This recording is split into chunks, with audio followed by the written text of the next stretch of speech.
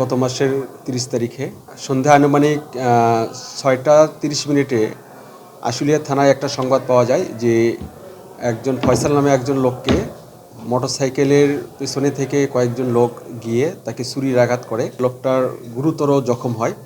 যখন প্রাপ্ত হওয়ার পরে তাকে প্রথমে গণস্বাস্থ্য কেন্দ্রে নিয়ে যাওয়া হয়। সেখানে তার অবস্থা খারাপ দেখে ডক্টর তাকে রেফার করে ধামরাই উপজেলা স্বাস্থ্য কমপ্লেক্সে। সেখানেও তার অবস্থার অবনতি হলে তাকে শহীদ সোহরাওয়ার্দী মেডিকেলে নিয়ে যাওয়ার পরে তাকে চিকিৎসারত ডাক্তার তাকে মৃত ঘোষণা করে।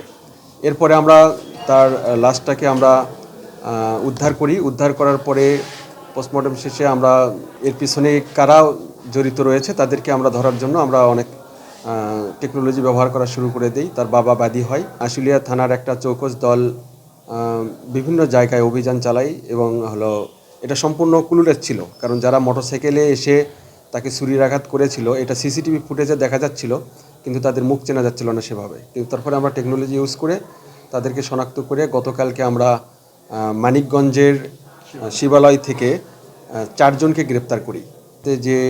যে মোটরসাইকেলে উঠে তারা উপর্যুপরি আঘাত করে সেই মোটরসাইকেল 3টা আমরা উদ্ধার করি।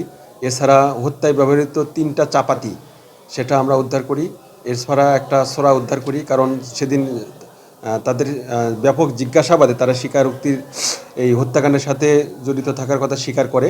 50 বছরের ওয়ারেন্টি আর বাহারি ডিজাইনের মোস্তফা ইউপিভিসি ডোর, কাটিয়ে দিন নিশ্চিন্তে 50 বছর। Mostafa uPVC door, excellence with durability.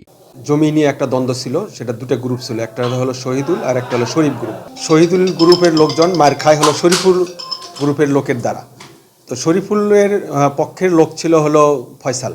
মূলত তারা এই শহীদুলের গ্রুপের লোক ছিল যাদেরকে আমরা গ্রেপ্তার করেছি, তারাই মূলত শরীফুলকে খুঁজছিল, কিন্তু শরীফুলকে না পেয়ে তারা ফয়সালকে মেরে ফেলে একেবারে নৃশংসভাবে। তারা হত্যার সাথে জড়িত থাকার কথা স্বীকার করে।